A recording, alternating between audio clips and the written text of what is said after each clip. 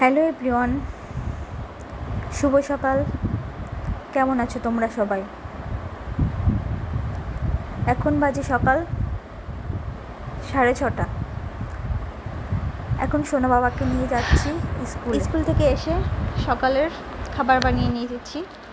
আজ বানিয়েছি আম দিয়ে রুটি। জানি এটা একটু অন্যরকম, দেখলাম নতুন কেমন লাগে। আম দিয়ে রুটি, পাকা আম আর কফি, এটাই আজকে সকালের খাবার।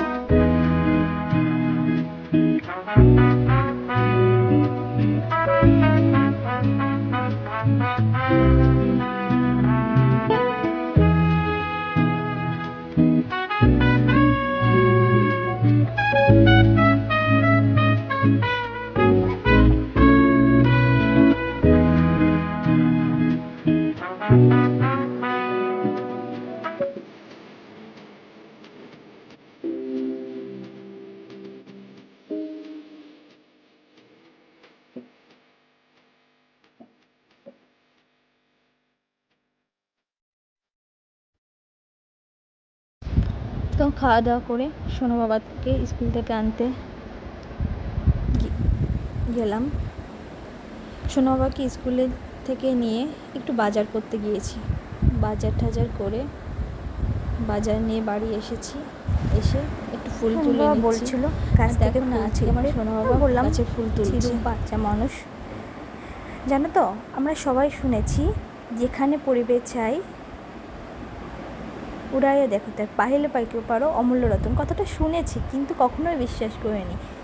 যখন আমরা আসছিলাম সোনা বাবাকে স্কুল থেকে নিয়ে, রাস্তার পাশেই দেখছিলাম একটা গাছ, অপরাজিতা একটা ফুল গাছ আছে, হয়েছে ওটা মানে কারো বাড়ির নয়, রাস্তাতেই হয়েছে। তা ভাবলাম ওরকম পড়ে নষ্ট হবে, তার থেকে আমি নিয়ে গাছটাকে লাগাবো।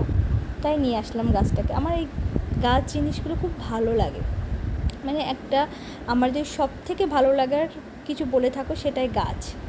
মানে এই একমাত্র এই গাছ বা পশু পাখি এরাই আছে যারা নিঃস্বার্থভাবে এদেরকে ভালোবাসা দিলে এরা ভালোবাসা দেয়। মানে এদের কাছে কোনো স্বার্থ লাগে না, স্বার্থ ছাড়া এরা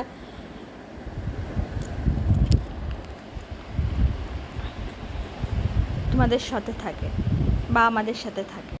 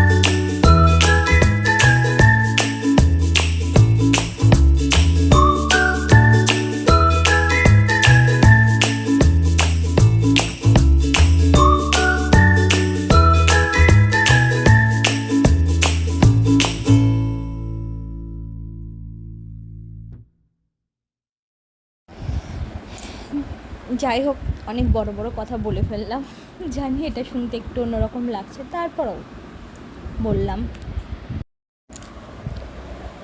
তো আমার যে দিদি বা বোনেরা আছো, সবাইকেই বলি, জানি আমাদের মেয়েদের সংসারে অনেক কাজ, অনেক কিছু করতে হয়, তারপরও সব কিছু শেষেও নিজের যেটা ভালো লাগে সেটা করার চেষ্টা করো। সব মানে সারা জীবন তো আমরা অন্যদের কথাই ভেবে গিয়েছি, কখনো নিজের কথা ভাবিনি। সবার কথা ভাবার পরেও কিছুটা সময় নিজের ভালো লাগা বা নিজের কোনটা করতে ইচ্ছা করে তার সেটাই করো, কারণ জীবন তো একটাই, বলো। অপরাজিতা ফুল গাছ লাগানোর পরে আমার একটা আগের পুরনো জবা ফুল গাছ ছিল, এটা লাল থোকা জবা হয়, তাই এটা মিলিবাগ পোকা লেগেছিলো। পোকাটা লেগে গাছটা খুব মারাত্মক খারাপ পরিস্থিতি। ভাবলাম তাহলে এই গাছটাকেও একবার রিপোর্টিং করে দিই, যদি গাছটা ভালো হয়। গাছ রিপোর্টিং করার পর চলে আসলাম রান্নাঘরে রান্না করতে। আজ রান্না বাজার থেকে এনেছিলাম চিংড়ি মাছ, তার সঙ্গে লতিটা আমি প্রথম আনলাম, আর রান্নাটাও প্রথম করলাম লতি। কে কে লতি ভালো খাও জানিও কমেন্ট করে। তাই আজকে পটল দিয়ে চিংড়ি মাছ, মানে পটল চিংড়ি করব, আর লতি দিয়ে চিংড়ি মাছ। আমি আগে কখনো এই রান্নাটা করিনি, এই প্রথম করলাম। আর কারা কারা এই পটল চিংড়ি লতি দিয়ে চিংড়ি মাছ খেতে ভালোবাসো বা ভালো খাও, কমেন্ট করে জানিও।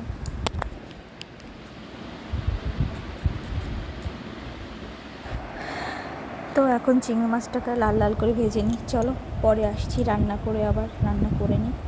তো রান্না করে চলে আসলাম, এই পটল চিংড়ি করে নিয়েছি আর চিংড়ি মাছ দিয়ে লতি করে নিয়েছি।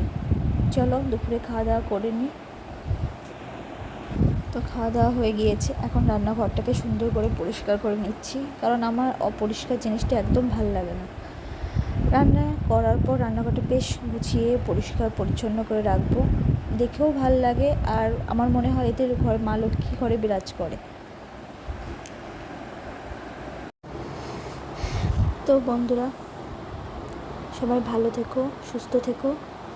আজ তাহলে আসছি, চলে আসবো কাল নতুন একটা ভিডিও নিয়ে।